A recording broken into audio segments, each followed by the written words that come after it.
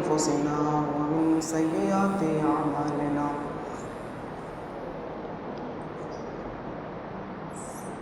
من يهده الله فلا مضل له ومن يضلله فلا هادي له وأشهد أن لا إله إلا الله وحده لا شريك له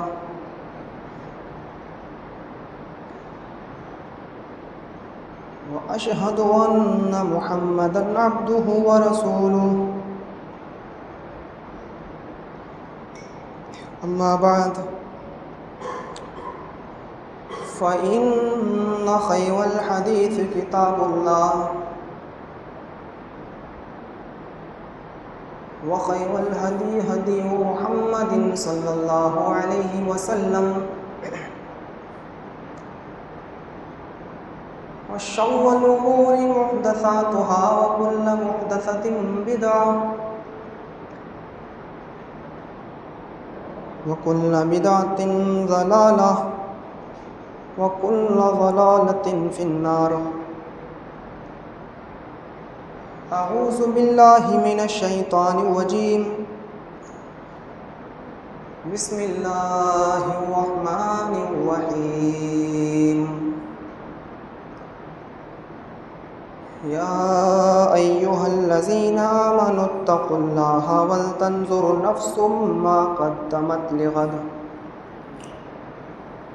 رب اشرح لي صدري ويسر لي أمري واحلل عقدة من لساني يفقهوا قولي. حاضرین مسجد،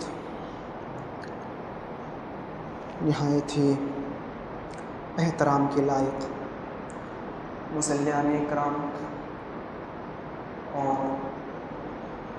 اپنے گھروں میں رہ کر سننے والی اسلامی خواتین، میری پیاری ماں اور بہنیں، آج کا جو یہ پروگرام رکھا گیا ہے اس کے پیچھے مقصد ہے. ہم ان لوگوں کا بھی شکریہ ادا کرنا چاہتے ہیں جن لوگوں نے اس پروگرام کو رکھا. ہم دعا کرتے ہیں کہ باری اللہ ان لوگوں کو ان کے نیک مقاصد میں کامیابی عطا فرمائے اور حاسدین کے حسد سے ان کو محفوظ فرمائے. چونکہ یہ پروگرام منگل کا تھا لیکن کسی وجہ سے مغرب کے بعد اس کو ملتوی کیا گیا اور جمعے کے دن یعنی عشاء کی نماز کے بعد رکھا گیا. اس پروگرام کو کرانے کا اور اس تقریر کو کرانے کا مقصد بہت سے لوگ جانتے ہوں گے اور بہت سے نہیں. ہمارے معاشرے اور ہمارے سماج میں ہماری مائیں اور بہنیں، گھروں کی لڑکیاں، بیٹیاں بہت تیزی کے ساتھ ارتداد کا شکار ہو رہی ہیں، یعنی غیر مسلموں کے ساتھ کانٹیکٹ کر کے ان کے ساتھ راہ فرار اختیار کر رہی ہیں. اس وقت یہ ایک بہت ہی زیادہ فکر کرنے کی، سوچنے کی اور اس کے خلاف رد عمل کرنے کی اس وقت ہمیں اور آپ کو سب کو ضرورت ہے. چونکہ ہمارے ہاں جلسوں کا رواج بھی ختم ہو چکا ہے. جمعہ کا خطبہ ایک بچا ہے، وہ بھی اس لیے ہو رہا ہے کہ فرض ہے، ورنہ ہماری غفلت اور ہماری سستی سو ایسی ہے کہ ہم اس جمعے کے خطبے کو بھی بند کر دیں. لیکن چونکہ وہ بچا ہوا ہے اس لیے کہ وہ ضروری ہے. جمعے کے خطبے میں بھی آدھے گھنٹے کا خطبہ ہوتا ہے، اس میں بھی 10 منٹ خطبہ مسنونہ میں نکل جاتے ہیں، بچے 20 منٹ. اس 20 منٹ میں بھی ہم مسجدوں میں آ کر اپنی نیند پوری کرتے ہیں اور خطبے کے دوران سوتے ہیں. تو علم ہمارے اندر آئے تو کہاں سے آئے؟ تبدیلی ہمارے اندر آئے تو آئے کہاں سے؟ بدلاؤ ہمارے گھروں میں پیدا ہو تو کہاں سے؟ اسی مناسبت سے یہ تقریر کا سلسلہ رکھا گیا اور طے ہوا کہ شاید اس کے ذریعے کچھ لوگوں تک بات پہنچے. لیڈیز کا پروگرام بھی رکھا گیا کہ ان تک بھی بات پہنچائی جائے۔ میرے بھائیوں، اس وقت اپنے بچوں کی صحیح تربیت کرنے کی ہمیں اور آپ کو بہت ضرورت ہے اسلامی طریقے سے، کیونکہ آج کے اس دور میں، اس پرفتن دور میں، اس خطرناک دور میں جہاں پر یہ منصوبے اور یہ پلاننگ بنائی جا چکی ہے کہ مسلمانوں کی اتنی اتنی لڑکیوں کو ہمیں اپنے گھروں کی بہویں بنانا ہے اور ان لڑکیوں سے غیر مسلم نسل پیدا کر کے 2-4 بچے پیدا کر کے ان کو چھوڑ دینا ہے، پھر وہ جہاں کہیں بھی جائیں در کی ٹھوکریں کھائیں، یہ دور ہو چکا ہے اور یہ منصوبے اور پلاننگ بن چکی ہے۔ لیکن افسوس ہے آج کے مسلمانوں پر کہ اتنا سب کچھ ہونے کے باوجود بھی آج ہم غفلت کی نیند سو رہے ہیں۔ ہماری بیٹیاں، ہماری بہنیں، ہماری گھروں کی لڑکیاں آج بھی کانوینٹ اسکول میں پڑھ رہی ہیں۔ 9 سال کی آپ کی بیٹی آج بھی موبائل چلا رہی ہے، 10 سال کی بیٹی آج بھی موبائل یوز کر رہی ہے، باپ کے سامنے، ماں کے سامنے۔ نہ باپ کو فکر ہے نہ ماں کو فکر ہے، کوچنگ جا رہی ہے تو اکیلے جا رہی ہے، نہ باپ کو یہ فکر کہ ہم اس کو اسکول چھوڑنے کے لیے جائیں، بتا کر جا رہی ہے 1 گھنٹہ، لوٹ کر آ رہی ہے 2 گھنٹے کے بعد۔ ہم اور آپ سوال بھی نہیں کر رہے ہیں کہ 1 گھنٹہ اور ایکسٹرا کہاں لگا، تمہاری کوچنگ کا ٹائم تو 1 سے 2 بجے تک کا ہے، تم 4 بجے گھر کیسے آ رہی ہو؟ ہماری اور آپ کی سوچیں بدل چکی ہیں۔ سوچ کو سب سے پہلے اسلام نے بدلا ہے۔ قرآن کریم کی جو آیت ہم نے آپ کے سامنے پڑھی ہی ہے، یا ایھا الذین آمنوا اتقوا اللہ ولتنظر نفس ما قدمت لغد، کہ اے ایمان والو اللہ سے ڈرو اور سوچو، غور کرو، ولتنظر نفس ما قدمت لغد، کہ تم نے کل قیامت کے دن کے لیے کون سی تیاری کر رکھی ہے۔ آپ کی اولاد آپ کی کمائی ہے، آپ جیسا اپنی اولاد کو زندگی میں دنیا میں چھوڑ کر جائیں گے، اگر اس کی اصلاح کر کے آپ نہیں گئے، اس کو نمازی بنا کر نہیں گئے، اپنی بیٹی کو باپردہ بنا کر آپ نہیں گئے، اور آپ کے مرنے کے بعد اگر آپ کی بیٹیاں بے پردہ گھوم رہی ہیں تمام گناہ کے کام، تو اس کا سارا عذاب اس کے ماں باپ پر لادا جائے گا، اس لیے کہ باپ اپنے بیٹے کی اصلاح کر کے نہیں گئے، اصلاح کر کے۔ اب ایک حدیث ہم آپ کے سامنے پڑھنے جا رہے ہیں، مسلم شریف کی حدیث ہے، ذرا اس پر غور کریے۔ اللہ کے نبی صلی اللہ علیہ وسلم نے کیا فرمایا؟ نساء کاسیات عاریات مائلات ممیلات، مسلم شریف کی حدیث ہے۔ اللہ کے نبی نے کیا فرمایا کہ تم دیکھو گے قیامت سے پہلے، تم دیکھو گے ایک زمانہ ایسا آ جائے گا، نساء، کس کو دیکھو گے؟ کچھ لیڈیز کو، کچھ خواتین کو، کچھ عورتوں کو، کیا؟ کاسیات، کہ کپڑا تو پہنے ہوں گی، وہ کپڑا تو ہوگا ان کے جسم کے اوپر، لیکن عاریات، لیکن حقیقت میں وہ کپڑا نہیں ہوگا، حقیقت میں وہ ننگی ہوگی۔ یہ کس نے کہا ہے؟ محمد رسول اللہ صلی اللہ علیہ وسلم نے۔ یہ ہمارے اور ہمارے گھر کی باتیں نہیں ہیں، یہ حدیث ہے۔ پھر سے سنیے، نساء کاسیات عاریات مائلات وممیلات، کہ تم دیکھو گے قیامت سے پہلے ایک زمانہ ایسا آ جائے گا کچھ لڑکیوں کو کہ وہ کپڑا تو پہنے ہوں گی، یہ نہیں کہا کہ کپڑا نہیں ہوگا ان کے جسم پر، کپڑا تو ہوگا ان کے جسم کے اوپر، لیکن حقیقت میں وہ کپڑا نہیں ہوگا بلکہ وہ ننگی ہوں گی۔ اس کے بعد کیا کہا؟ مائلات، اور اپنے اوپر اتنا میک اپ کریں گی، اپنے چہروں پر، اپنے اوپر اتنا کریم پاؤڈر لگائیں گی، اور لگا کر جب وہ نکلیں گی تو مائلات، نوجوانوں کو اپنی طرف آکرشت کریں گی، اپنی طرف رجھائیں گی، اپنی طرف اٹریکٹ کریں گی۔ اور جو نوجوان ان سے مسکرا کر بات کرے گا وہ ممیلات، اور یہ ان کی طرف مائل ہو جائیں گی، یہ ان کی طرف آکرشت ہو جائیں گی، یہ ان کی طرف اٹریکٹ ہو جائیں گی۔ اور اس کی وجہ کیا ہوگی؟ ان کا لباس، ان کی ڈریس، ان کا پہناوا اور ان کی پوشاک۔ آج تک ہم نے اپنی کسی بھی تقریر اور کسی بھی خطبے کے اندر لڑکیوں کو ننگا نہیں کہا۔ آج کہہ رہا ہوں، کیوں سننا پڑے گا آپ کو؟ یہ آپ کی بہنیں ہیں جو شادیوں کے اندر بے پردہ گھومتی ہیں، یہ آپ کی بیٹیاں ہیں جو شادیوں کے اندر جا رہی ہیں بے پردگی کے ساتھ، یہ آپ کی بہنیں ہیں، آپ کی بہنیں۔ چلیے مسجد سے باہر، اسی علاقے کے اندر، آپ کے محلے کے اندر، اطراف کے محلے کے اندر کچھ لڑکیوں کو ہم آپ کو ایسا دکھائیں، ہم کہیں گے یہ ننگی لڑکی جا رہی ہے۔ آپ کہیں گے ننگی کہاں، یہ تو کپڑا پہنے ہوئے ہیں، تو ہم کہیں گے اسی عورت کے بارے میں تو اللہ کے نبی نے کہا تھا کہ کپڑا تو پہنے ہوگی لیکن اس کے باوجود بھی ننگی ہوگی۔ یہ نہیں کہا، مطلب یہ ہے کہ ہر کپڑا پہننے والی خاتون، ہر کپڑا پہننے والی لڑکی کپڑا پہنی ہوئی نہیں ہے، کچھ کپڑے ایسے ہیں جو اس کو برہنہ بنا رہے ہیں اور ننگا کر رہے ہیں۔ اس غصے کی وجہ آپ ہیں، ہم نہیں۔ کس طریقے سے ہمارے محلے، ہمارے سماج اور ہماری سوسائٹی کی لڑکیاں کس طریقے سے غیر مسلموں کے ساتھ ملانے کے لیے جا رہی ہیں اور کس طریقے سے ماحول خراب کر رہی ہیں، اور اس کی سب سے بڑی وجہ ہے کہ آپ نے اپنی بچیوں کی صحیح تربیت نہیں کی ہے۔ آپ نے اپنی بیٹیوں سے سوال جواب کرنا بند کر دیا ہے، اس لیے۔ اور غصہ زندوں کو آتا ہے، مردوں کو نہیں۔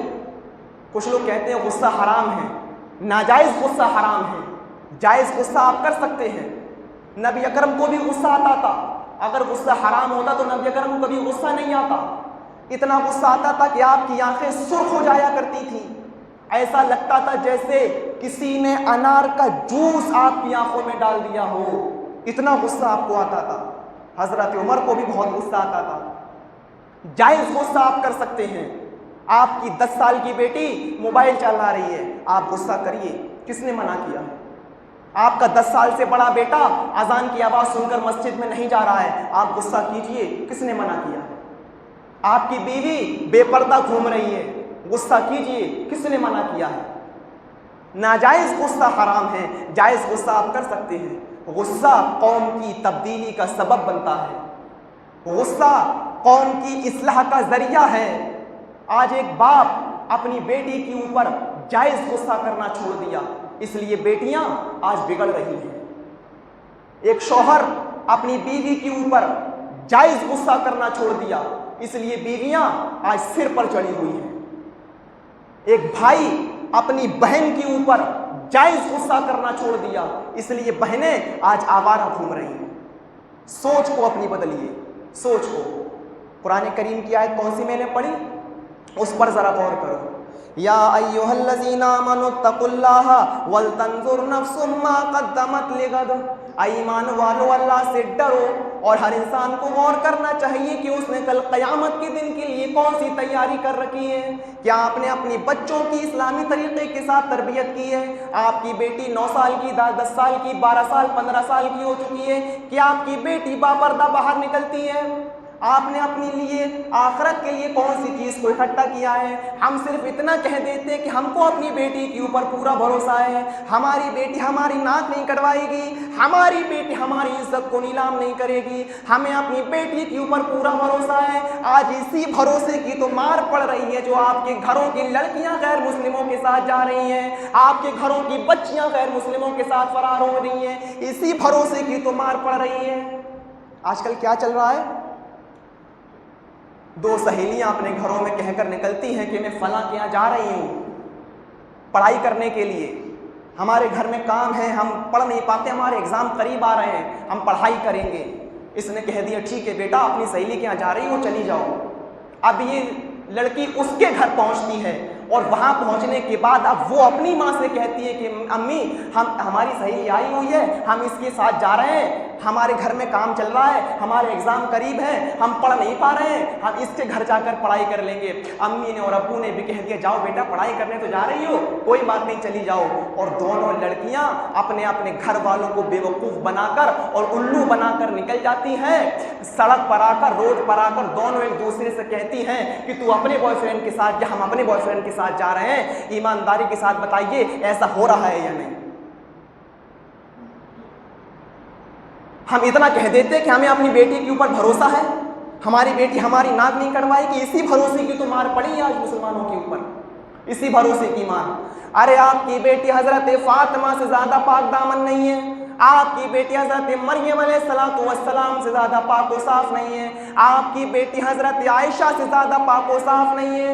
حضرت مریم علیہ السلام جن کی پاک دامنی کا اور پاک و صاف ہونے کا اعتراف اللہ تعالیٰ نے قرآن کے اندر کیا ہے، حضرت مریم اتنی پاک و صاف ہے، ان سے زیادہ آپ کی بیٹیاں پاک دامن اور بھروسے کے لائق تو نہیں ہیں۔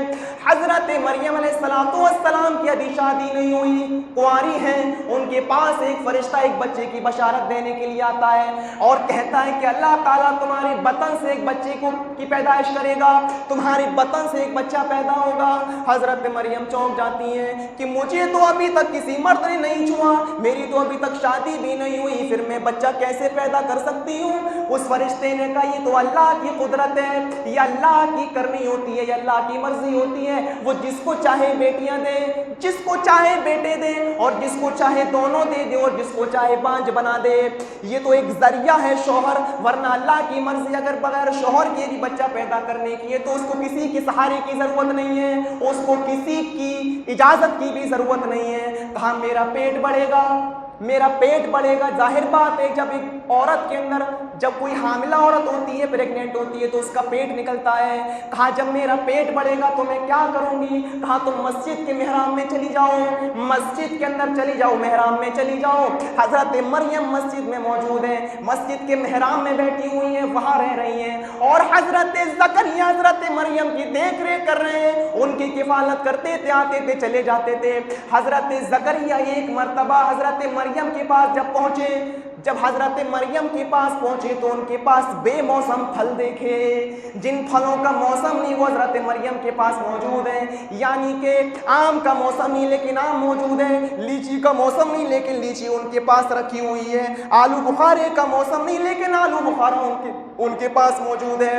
حضرت زکریا نے سوال کر لیا، حضرت زکریا نے مریم کی کلاس لگا دی، اے مریم انا لکی ھذا، یہ ساری کی ساری چیزیں تمہارے پاس کہاں سے آئیں؟ ان پھلوں کا تو موسم نہیں، تمہارے پاس یہ پھل کہاں سے آئے؟ یہ آم کہاں سے آیا؟ یہ انگور کہاں سے آیا؟ یہ لیچی کہاں سے آئی؟ سنترا کہاں سے آیا؟ حضرت مریم بڑی معصومیت کے ساتھ جواب دیتی ہیں اور اپنے کفیل کو مطمئن کر دیتی ہیں۔ اور ایک پہچان ہم آپ کو اور بتا دیں، ایک پہچان، اگر آپ اپنی بیٹی سے سوال و جواب کر رہے ہیں کہ بیٹی یہ تمہارے پاس کہاں سے آیا، تم کوچنگ گئی تھی 1 گھنٹے کے لیے، 4 گھنٹے بعد واپس کیسے آ رہی ہو؟ اگر آپ اپنی بیٹی سے سوال و جواب کر رہے ہیں اور آپ کی بیٹی اگر آپ کو جھڑک دے، غصہ دکھا دے آپ کو، ہم سے آپ سوال کر رہے ہیں، ہم تو 5 وقتہ نمازی ہیں، ہم تو برقعے کے ساتھ باہر جاتے ہیں، ہم تو کسی مرد سے ملتے بھی نہیں ہیں، اگر آپ کی بیٹی آپ کو غصہ دکھا دے تو سمجھ لینا کہ وہ مجرم ہے، سمجھ لینا کہ اس کا افیئر چل رہا ہے، سمجھ لینا کہ وہ کسی لڑکے سے بات کرتی ہے، کیونکہ جو لڑکی بالکل پاک و صاف اور پاک دامن ہوتی ہیں اس سے آپ کتنے ہی سوال کیوں نہ کر لیں، وہ ان سوالوں کا مطمئن بخش آپ کو جواب دے گی، اور آپ جو سننا چاہتے ہیں وہ آپ کو سنا دے گی، غصہ نہیں ہوگی۔ غصہ اگر ہو رہی ہے تو اس کا مطلب یہ کہ وہ مجرم ہے۔ سیکھو حضرت مریم سے۔ حضرت مریم زکریا علیہ السلام کو جواب دیتی ہیں، اے زکریا، اے میرے کفیل، میری اوپر شک کی سوئی مت دوڑاؤ، میری اوپر شک کے گھوڑے مت دوڑاؤ، میری اوپر شک کی سوئی مت دوڑاؤ، یہ ساری کی ساری چیزیں مجھے کوئی میرا بوائے فرینڈ دے کر نہیں گیا، یہ ساری کی ساری چیزیں مجھے کوئی میرا چاہنے والا دے کر نہیں گیا، کوئی لڑکا دے کر نہیں گیا۔ اے زکریا، جس طریقے سے میرے پیٹ میں پلنے والا بچہ یہ اللہ کی طرف سے آیا ہے، اسی طریقے سے یہ سارے کے سارے پھل اللہ کی طرف سے آ رہے ہیں، یہ سارے کے سارے پھل جنت سے آ رہے ہیں۔ ایک فرشتہ آتا ہے ان پھلوں کو رکھ کر چلا جاتا ہے۔ یہ جتنے پھل آپ کو دکھائی دے رہے ہیں سارے کے سارے پھل اللہ کی طرف سے جنت سے آ رہے ہیں۔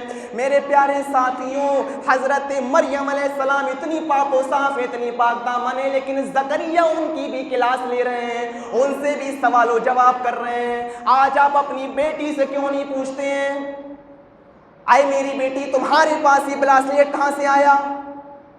تمہارے موبائل میں تو 100 روپے کا بیلنس تھا، آج 1000 روپے کا، یہ کہاں سے آیا؟ اے میری بیٹی تم گھر سے کہہ کر گئی تھی ہم کیوں کوچنگ پڑھنے کے لیے جا رہے ہیں؟ تمہاری کوچنگ کا ٹائم تو آدھے گھنٹے کا ہے، تم 2 گھنٹے کے بعد گھر واپس کیسے آ رہی ہو؟ آج آپ اپنی بیٹی سے سوال کیوں نہیں کرتے ہیں؟ ہم نے اپنی بیٹیوں سے سوال کرنا چھوڑا، ہماری بیٹیوں نے ہماری اسی کمزوری کا فائدہ اٹھا لیا، ہماری بیٹیوں نے آج اسی چیز کا فائدہ اٹھا کر ماں باپ کی عزت و آبرو کو تار تار کر دیا۔ اسی بھروسے کی مار پڑ رہی آج ہمارے اوپر کہ آج آپ کے علاقے کی لڑکیاں مرتد ہو رہی ہیں، ارتداد کا شکار ہو رہی ہیں، لائن پار جا کر لڑکوں سے مل رہی ہیں، ان کے ساتھ موٹر سائیکلوں پر گھوم رہی ہیں۔ یہ اسی بھروسے کی مار پڑ رہی ہے، اور بچیوں کے اوپر دھیان نہ دینے کی ضرورت ہے۔ دھیان نہ دینے کی وجہ سے آپ کے ساتھ آج ایسا ہو رہا ہے۔ وہ تو پوری پلاننگ کر چکے ہیں کہ جو بھی لڑکا مسلمانوں کی لڑکی کے ساتھ شادی کرے گا ہم اس کو اتنے لاکھ روپے دیں گے، اس کو گھر بھی دیں گے۔ وہ تو پوری تیاری کے ساتھ کام کر رہے ہیں۔ آپ نے کیا کیا ہے اپنی بچیوں کی حفاظت کے لیے؟ آپ نے کون سی تیاری کی ہے اپنی بچیوں کے لیے؟ آپ نے کیا کیا ہے؟ آپ سوال کیوں نہیں کرتے؟ اپنی بیٹی سے کیوں نہیں پوچھتے؟ اس موقع پر ضرورت ہے کہ اپنی بیٹی کی ایک ایک ایکٹیویٹی پر نظر رکھی جائے۔ اس وقت ضرورت ہے کہ اپنی بیٹی سے سوال و جواب کیا جائے، اس سے پوچھا جائے، حساب و کتاب لیا جائے۔ ہو سکے تو آپ اپنی بیٹی کو اسکول چھوڑنے کے لیے جائیے، اسکول سے لینے کے لیے بھی جائیے، اور ضرورت سے زیادہ تعلیم بھی آج ضروری نہیں ہے، لڑکیوں کے لیے وبال جان بنتی جا رہی ہے۔ وہ زمانے اور تھے جب بیٹیاں MBBS بنا کرتی تھیں، ڈاکٹر بنا کرتی تھیں، لیکن آج وہ دور نہیں ہے۔ اتنا خطرناک دور میں ہم اور آپ جی رہے ہیں، اتنے پرفتن دور میں ہم اور آپ جی رہے ہیں کہ کل ہمارے ساتھ کیا ہو جائے ہم کو پتہ نہیں۔ کل حکومت کی طرف سے ہمارے اوپر کون سی آفتیں آ جائیں، ہماری بہنوں کے ساتھ کیا ہو جائے ہم کو پتہ نہیں۔ اس لیے اس موقع پر ضرورت ہے اپنی بیٹیوں کے اوپر سب سے زیادہ نظر رکھنے کی۔ تربیت کریے اپنی بچیوں کی، تربیت۔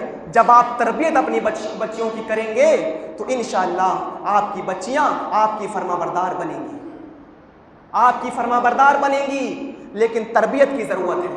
آئیے ایک اور حدیث ہم آپ کے سامنے پڑھتے ہیں، اور ذرا اس حدیث کو دل تھام کر سنیے، دل تھام کر۔ اللہ کے نبی نے کیا فرمایا؟ المرأۃ اذا استعطرت فمرت بالمجلس فہی کذا وکذا وکذا آنی الزانیۃ والزانیۃ والزانیۃ۔ رواہ ابو داؤد فی مسند احمد بن حنبل۔ ابو داؤد اور مسند احمد بن حنبل کے الفاظ ہم نے آپ کے سامنے رکھ دیے۔ اگر آپ کی بیٹیاں ہیں تو آپ باپ ہونے کے ناطے ذمہ دار ہیں، اگر آپ کی بہنیں گھوم رہی ہیں تو آپ بھائی ہونے کے ناطے ذمہ دار ہیں، اگر آپ کی بیویاں گھوم رہی ہیں تو آپ شوہر ہونے کے ناطے ذمہ دار ہیں، اور ہاں اگر آپ کی مائیں بھی گھوم رہی ہیں تو آپ بیٹے ہونے کے ناطے ذمہ دار ہیں۔ اللہ کے نبی نے کیا فرمایا؟ المرأۃ اذا استعطرت، جب عورت خوشبو لگا لے، خوشبو لگا لے یعنی خوشبودار کوئی بھی چیز استعمال کر لے۔ استعطرت یہاں پر عطر کا نام نہیں لیا، پرفیومز کا نام نہیں لیا کہ عطر لگا لے یا پرفیوم لگا لے۔ جب عورت خوشبو لگا لے یعنی کسی بھی چیز سے خوشبو کو حاصل کر لے، کسی بھی چیز سے۔ المرأۃ اذا استعطرت، جب عورت خوشبو لگا لے یعنی خوشبودار کوئی بھی چیز استعمال کر لے۔ فمرت بالمجلس، پھر وہ نوجوانوں کے سامنے سے گزر جائے، مردوں کے سامنے سے گزر جائے، خوشبو لگا کر خوشبو حاصل کر کے پھر وہ نوجوانوں کے سامنے سے گزر جائے، کسی سے سلام نہ کرے، بات نہ کرے، کلام نہ کرے، اس کے باوجود بھی اس کو کتنا بڑا بھیانک اور خطرناک درجہ دیا اللہ کے نبی نے، صرف گزر جائے اس کے باوجود بھی۔ فرمایا اللہ کے نبی نے جب عورت خوشبو لگا لے اور خوشبو لگا کر گزر جائے، فہی کذا وکذا وکذا، وہ ایسی ہے، وہ ایسی ہے، وہ ایسی ہے۔ حدیث پر غور کرو، 3 بار میرے نبی نے فرمایا اگر ہمارے نبی ایک بار ہی کوئی بات کہہ دیتے تب بھی ہمارے لیے ایمان لانا ضروری ہوتا، لیکن جو بات محمد رسول اللہ 3 بار کہیں اس کی اہمیت کا اندازہ لگاؤ۔ یعنی اے مسلمانوں، میں 3 بار اس لیے کہہ رہا ہوں کہ وہ ایسی ہے، وہ ایسی ہے، وہ ایسی ہے، میں 3 بار اس لیے کہہ رہا ہوں تاکہ تم اس عورت کے ویسی ہونے میں شک نہ کرو۔ اگر تم نے اس عورت کے ویسی ہونے میں شک کیا تو محمد رسول اللہ تمہارے ایمان کے داخلے کو درست نہیں مانے گا، تمہارا ایمان کا دخول تمہارا درست نہیں ہوگا، یعنی تم مسلمان نہیں ہوگے۔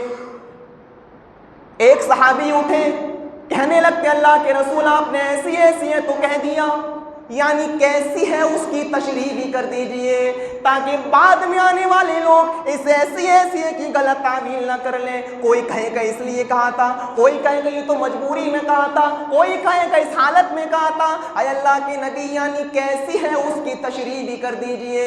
اللہ کے نبی کھڑے ہوتے ہیں اور کہتے ہیں ہاں ہاں میں تشریح کر رہا ہوں، رکو رکو میں تشریح کر رہا ہوں۔ پھر اللہ کے نبی نے آنی کا لفظ فرمایا، آنی یعنی میرے کہنے کا میرا مطلب یہ ہے، یعنی میری مراد یہ ہے، یعنی میں یہ کہنا چاہتا ہوں، یعنی الزانیۃ والزانیۃ والزانیۃ، یعنی کہ وہ زانیہ ہے، وہ زانیہ ہے، وہ زانیہ ہے، یعنی کہ وہ بدچلن ہے، وہ بدچلن ہے، وہ بدچلن ہے، یعنی کہ وہ فاحشہ ہے، وہ فاحشہ ہے، وہ فاحشہ ہے۔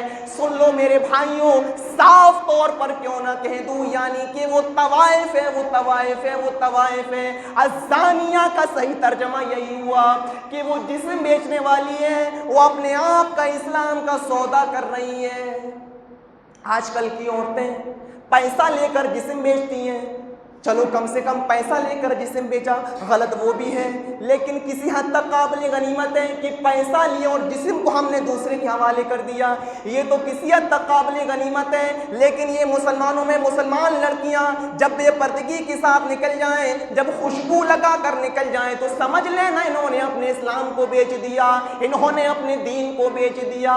اور جو اسلام کو بیچ کر اپنے آپ کو باہر نکالے، اسلام کا ڈائنامائٹ کر کے اپنے آپ کو ختم کر کے اور لوگوں کے سامنے لے آئے، اس سے بڑی زانیہ، اس سے بڑی طوائف کون ہوگی؟ وہ لوگوں، ہماری عورتیں طوائفوں کے چکروں پر کام کرنے والی عورتوں سے بھی زیادہ اس حدیث کے مطابق گر گئیں، کیونکہ ان عورتوں کا ایمان ہے کہ نبی نے پردہ بتایا، اس کے باوجود بھی پردے کو بیچے ہیں۔ صبح ہو کر یہ مت کہنا کہ ایسی تقریر کر کے چلے گئے، یہ دین کا ایک حصہ ہے اور محمد رسول اللہ کی حدیث ہے جس کے الفاظ اور ترجمہ ہم نے آپ کے سامنے رکھا ہے۔ یا آپ ہی کے علاقے کی لڑکیاں ہیں، یا آپ ہی کی بچیاں ہیں، یا آپ ہی کی بہنیں ہیں جو اس طریقے سے جاتی ہیں، اور محمد رسول اللہ نے انہی لوگوں کے بارے میں تو ایسا کہا ہے، انہی لوگوں کے بارے میں تو اس طریقے کی باتیں کہیں اور آپ نے جملے استعمال کیے ہیں۔ یہ باتیں ہم نے اپنی طرف سے نہیں، یہ حدیث ہم نے اپنے طرف سے نہیں، یہ محمد رسول اللہ صلی اللہ علیہ وسلم کی حدیث ہے جس کو ہم نے آپ کے سامنے پڑھ دیا ہے۔ ہم تو وارث انبیاء ہیں، ہم تو نبی اکرم کے وارث ہیں، نبی اکرم کی حدیث کو آپ کے سامنے پڑھنے اور سنانے کے لیے آئے ہیں۔ ہم نے سنا دی جو سنانا تھا آپ کو۔ میرے پیارے ساتھیوں، عمل کرنا اور نہ کرنا یہ آپ کے اوپر ہے۔ آپ اپنی بچیوں کی تربیت کریں، آپ اپنی لڑکیوں کی اصلاح کریں، آپ اپنی بچیوں کو باپردہ بنائیں، اور اس حدیث کے آ جانے کے بعد بھی آپ دیکھ لیجئے گا کس طریقے سے ہمارے گھر کی لڑکیاں شادیوں میں جائیں گے بے پردگی کے ساتھ۔ اس حدیث کو سننے کے بعد بھی، اتنی خطرناک اور ڈینجر حدیث کو سننے کے بعد بھی خوشبو لگا کر جائیں گی، میک اپ کر کے جائیں گی، آپ لے کر جائیں گے ان کو، ان کے باپ لے کر جائیں گے ان کو۔ یہ محمد رسول اللہ کی حدیث ہے، پرچونی کی دکان نہیں، آپ ان کو لے کر جائیں گے۔ اتنی خطرناک حدیث سنانے کے باوجود دیکھ لیجیے گا آپ شادیوں میں اتنی دیر تک تو اثر رہتا ہے ہماری اوپر جتنی دیر ہم مسجد کے اندر ہیں اور تقریر سن رہے ہیں، واعظ و نصیحت سن رہے ہیں۔ یہاں سے جانے کے بعد ہم ان چیزوں کو بھول جاتے ہیں اور اپنی پرانی روش پر آ جاتے ہیں۔ ابھی تو آپ کہیں گے ہاں صحیح بات ہو رہی ہے، گردن بھی ہلائیں گے، سمجھ میں آ رہا ہے، لیکن اس کے بعد اصل امتحان آپ کا یہاں سے جانے کے بعد ہوگا۔ یہاں سے جانے کے بعد کیوں سخت جملے ہمارے اسی لیے ہیں کیونکہ مرض اتنا بڑھ چکا ہے، اتنا خطرناک ہو چکا ہے کہ اب ہومیوپیتھک دوا سے علاج کرنا ممکن نہیں ہے، اب آپریشن کی ضرورت پڑ رہی ہے، تو کیا جا رہا ہے، کیا جا رہا ہے۔ آئیے ایک اور حدیث ہم آپ کے سامنے رکھتے ہیں اور محمد رسول اللہ صلی اللہ علیہ وسلم کی باتیں آپ کے سامنے بتاتے ہیں اور دکھاتے ہیں کہ نبی اکرم نے اپنی بیٹیوں کی تربیت کیسے کی تھی. محمد رسول اللہ نے اپنی بیٹیوں کو کیسا با پردہ بنایا تھا, کیسا با حیا بنایا تھا. حضرت فاطمہ کی عمر 4 سال کی ہے, 4 سال کی ہے. زاد المعاد ملا میں ابن قیم نے 5 سال بھی نقل کیا ہے. حضرت فاطمہ کی عمر 4 سال یا 5 سال کی ہے. مکے میں ایک بازار لگا کرتا تھا جس کو اوقاس کا بازار کہا جاتا تھا. محمد رسول اللہ کو جب یہ پتا چلا کہ مکے میں بازار لگا ہوا ہے, دور دراز سے تاجر آئے ہوئے ہیں, اپنے مال بیچنے کے لیے آئے ہوئے ہیں. محمد رسول اللہ اسی بہانے چلے جاتے ہیں, چلو ان لوگوں کو اللہ کی طرف بلایا جائے, دعوت دی جائے, اللہ کی طرف جوڑا جائے اور اسلام کی دعوت دی جائے. محمد رسول اللہ جب اس اوقاس کے بازار میں پہنچتے ہیں, وہاں جا کر آپ نے اعلان کیا, قولوا لا الہ الا اللہ تفلحوا, اے لوگو لا الہ الا اللہ پڑھ لو تم کامیاب ہو جاؤ گے. عرب بھی تمہارا, عجم بھی تمہارا, ساری حکومت تمہارے قدموں کے نیچے آ جائے گی. اسی اوقاس کے بازار میں محمد رسول اللہ نے جب یہ الفاظ ادا کہ اللہ کو توحید کی طرف لوگوں کو بلایا, اللہ کی توحید سے جوڑا, اسی اوقاس کے بازار میں محمد رسول اللہ کو اتنا مارا جاتا ہے, اتنا مارتے ہیں کافر, اتنے پتھر آپ کے اوپر پھینکتے ہیں کہ آپ کا سر پھٹ جاتا ہے اور خون آپ کے سر سے نکل کر آپ کے جوتوں میں, آپ کے پیروں میں آ کر جم جاتا ہے, آپ کے پیروں میں جم جاتا ہے. اور اسی اوقاس کے بازار میں محمد رسول اللہ بے ہوش ہو کر گر جاتے ہیں. کسی نے حضرت فاطمہ کو خبر دی, اے فاطمہ تمہارے بابا کو اتنا مارا ہے کافروں نے اوقاس کے بازار میں, اتنا مارا ہے کافروں نے کہ تمہارے ابو تمہارے بابا مکے کے اوقاس کے بازار میں بے ہوش پڑے ہوئے ہیں. حضرت فاطمہ نے جب یہ سنا کہ میرے ابو کو اتنا مارا کہ اوقاس کے بازار میں بے ہوش ہو کر گر پڑے, حضرت فاطمہ دوڑتی ہوئی جاتی ہیں, دوڑتی ہوئی اور اس اوقاس کے بازار میں پہنچتی ہیں اور وہاں پہنچنے کے بعد اپنے ابو کے پاس بیٹھ جاتی ہیں. محمد رسول اللہ کا سر اٹھاتی ہیں اور اپنی گود میں رکھ لیتی ہیں, اور رکھنے کے بعد حضرت فاطمہ کی آنکھوں سے آنسو نکلتے جاتے تھے اور روتی جاتی تھی, اور اس کے بعد اپنے سر سے اوڑھنی اتار رہی ہیں. 4 سال کی بچی, ابھی پردہ فرض نہیں ہوا, اور 4 سال کی بیٹی کیا جانے کہ پردہ کیا ہوتا ہے, 4 سال کی بچی کیا جانے کہ پردہ کس چیز کا نام ہے. لیکن محمد رسول اللہ کی تربیت دیکھو, 4 سال میں اتنی باحیا تھی, اتنی باشرم تھی, اپنے ابو کے پاس بیٹھ کر اپنے سر کی اوڑھنی اتار رہی ہیں. اس حدیث کو سن کر اپنے آپ پر ماتم کرو. میری ماں بہنوں, تمہاری عمر 18 سال کی, 20 سال کی, 25 سال کی تم ہو چکی ہو. آج تمہارے سروں سے دوپٹے کیسے اتر گئے اور دوپٹے تمہارے سینوں پر کیسے آ گئے. آج تم کیسے بے پردگی کے ساتھ بازاروں میں چلی جاتی ہو.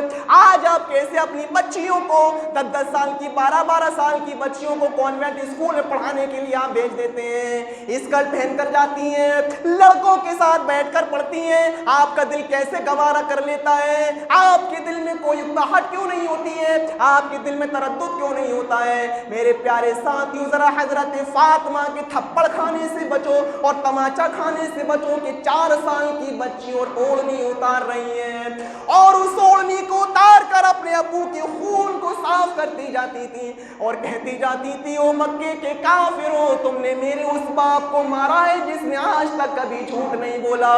تم نے میرے اس باپ کو مارا ہے جس نے آج تک کبھی کسی کی چغلی نہیں کی, کبھی کسی کی غیبت نہیں کی. تم نے میرے اس باپ کو مارا ہے جس نے آج تک کبھی کسی کے اوپر ظلم نہیں کیا. حضرت فاطمہ یہ کہتی جاتی تھی اور اپنے ابو کے خون کو صاف کرتی جاتی تھی. 4 سال کی بیٹی ہے, 4 سال کی بچی ہے, لیکن محمد رسول اللہ کی تربیت دیکھو. نبی اکرم کی اپنی بیٹیوں کے اندر شرم حیا کیسی آپ نے بھری ہوگی, کیسی پیدا کی ہوگی کہ 4 سال کی بچی, ابھی پردہ فرض نہیں ہوا ہے, اور 4 سال کی بیٹی کیا جانے کہ پردہ کیا ہوتا ہے, وہ کیا جانے پردہ, لیکن 4 سال کی اس کے باوجود اپنے سر سے اوڑھنی باندھی ہوئی ہے. آج آپ کی بیٹیاں اس طریقے سے نکلتی ہیں, آج آپ کی بہنیں اس طریقے سے باہر جاتی ہیں, آج آپ کی گھر کی لڑکیاں اس طریقے سے شادیوں میں جاتی ہیں. غور کریے اور اپنے آپ پر ماتم کریے. سب سے زیادہ ان لڑکیوں کو بگاڑنے کی ذمہ دار آپ ہیں. سب سے زیادہ آپ کی بیٹی کے اندر یہ جرت پیدا ہوئی تو کیسے ہوئی کہ وہ آپ کے سامنے موبائل چلا لے؟ آپ کی کمی تھی اور آپ کی ڈھیل تھی۔ پہلی بار جب آپ کی بیٹی نے آپ کے سامنے موبائل یوز کیا اور اس کو کھولا اور ریلز جب دیکھنا چالو کی، اس موقع پر آپ نے اپنی بیٹی کے ہاتھ سے موبائل کیوں نہیں چھینا؟ ہمت کیسے ہوئی اس کی دوبارہ موبائل چھونے کی؟ اگر آپ نے پہلی مرتبہ اس کو تھپڑ مارا ہوتا، اس کے چاٹا مارا ہوتا کھینچ کر، دوبارہ اس کی ہمت نہیں پڑتی کہ دوبارہ موبائل چھو لے۔ لیکن ہم کریں تو کریں کیا؟ کہیں تو کس کو کہیں؟ یہی حضرت فاطمہ ہے جب ان کے انتقال کا وقت قریب آتا ہے، اور سنو، حضرت فاطمہ کی جب انتقال کا وقت قریب آتا ہے تو حضرت فاطمہ اپنے شوہر کو علی کو وصیت کر رہی ہیں، اپنے شوہر کو وصیت کر رہی ہیں اور کہہ رہی ہیں، اے علی میری ایک وصیت سن لو، مجھے نہیں معلوم کہ میں اب زندہ بھی رہوں گی یا نہیں، مجھے لگ رہا ہے کہ میرا انتقال کا وقت قریب آ گیا ہے۔ حضرت علی نے کہا ایسا کیوں کہہ رہی ہو؟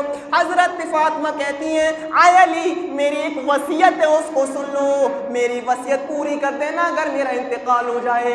حضرت علی نے کہا ٹھیک ہے میں کر دوں گا، کیونکہ تم میری بیوی ہی نہیں محمد رسول اللہ کی بیٹی بھی ہو، میں تمہاری اس وصیت کو ضرور پورا کروں گا۔ حضرت علی نے کہا کیا وصیت ہے؟ حضرت فاطمہ وصیت کرتی ہیں اور کہتی ہیں، اے علی جب میرا انتقال ہو جائے، جب میری روح میرے جسم سے نکل جائے، جب میں اللہ کو پیاری ہو جاؤں، جب میرا انتقال ہو جائے تو اے علی جب تم میرے جنازے کو قبرستان کی طرف لے کر جانا، جب تم چارپائی پر مجھے لے کر قبرستان کی طرف جانا تو اے علی میرے جنازے کو تم رات کے اندھیرے میں لے جانا، دن کے اجالے میں نہیں، یعنی ظہر سے پہلے نہیں، ظہر کے بعد نہیں، عصر کے بعد نہیں، مغرب کے بعد نہیں، بلکہ عشاء کے بعد بہت رات میں بہت اندھیرے میں تم میرے جنازے کو قبرستان کی طرف لے کر جانا۔ حضرت علی نے کہا یہ کیا کہہ رہے ہیں؟ اگر تمہارا انتقال فجر کے بعد ہو جائے گا تو ہم ظہر تک تمہاری تدفین کر دیں گے، یا ظہر سے پہلے اگر تمہارا انتقال ہوا عصر تک ہم تدفین تمہاری کر دیں گے۔ تم نے مجھے عجیب مصیبت میں ڈال دیا ہے، اگر فجر کے بعد تمہارا انتقال ہوا تو کیا ہم شام تک اور عشاء کے بعد تک کا انتظار کریں؟ حضرت علی کہتے ہیں کیا کہہ رہی ہو؟ حضرت فاطمہ کہتی ہیں، اے علی میری ایک وصیت ہے اس کو ضرور پورا کرنا۔ حضرت علی نے کہا چلو ٹھیک ہے ہم کر دیں گے، لیکن اتنا تو بتاؤ کہ آخر تم ایسی وصیت کیوں کر رہی ہو؟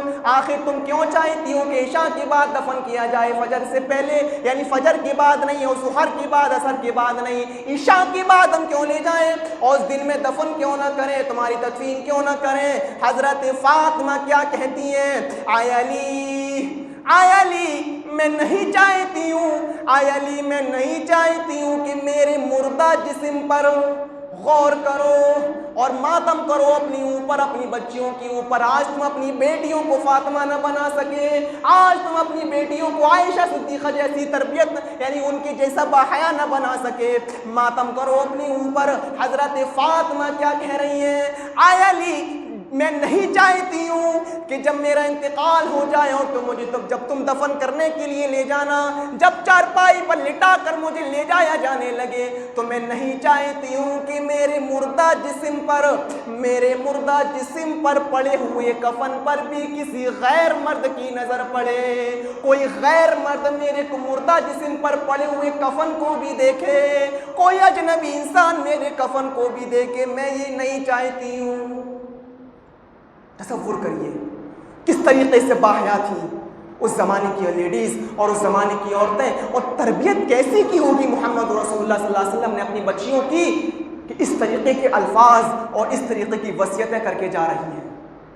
اس طریقے کی وصیتیں کتنی زیادہ ان کے اندر شرم و حیا ہوگی اور تربیت کتنی زبردست ہوگی۔ آج ہمیں اور آپ کو اپنی لڑکیوں کی تربیت کرنا ہے، اپنی بچیوں کی تربیت کرنا ہے، ان کو اسلامی طریقے سے اور اس ماحول میں ہمیں اور آپ کو ڈھالنا ہے اسلامی طریقے سے۔ سب سے خطرناک چیز اگر ہماری بچیوں کو بگاڑ رہی ہے تو وہ ہے موبائل، وہ ہے موبائل جو آپ نے اپنی بچیوں کو دے رکھا ہے۔ سب سے زیادہ یہ سمجھ لیجیے کینسر کی طرح جس طریقے سے کینسر انسان کے جسم کو کھوکھلا کر دیتا، بالکل جان لے لیتا ہے، اسی طریقے سے موبائل آپ کی بچیوں کی عزت و آبرو کے ساتھ کھلواڑ کر رہا ہے، اور آپ اپنی آنکھوں کے سامنے اپنی بچیوں کو موبائل چلاتے ہوئے دیکھتے ہیں لیکن منع نہیں کرتے۔ آپ اپنی آنکھوں کے سامنے اپنی بچیوں کے ہاتھ میں موبائل دیکھتے اور آپ اس کو روکتے نہیں ہیں، کیوں؟ آپ کو اپنی بچیوں کی فکر نہیں ہے؟ کیسی تربیت کی تھی؟ سنو، کیسی تربیت ہوگی اس عورت کی؟ امام احمد ابن حنبل رحمۃ اللہ علیہ کے پاس، نام سنا ہوگا آپ نے، ایک بوڑھی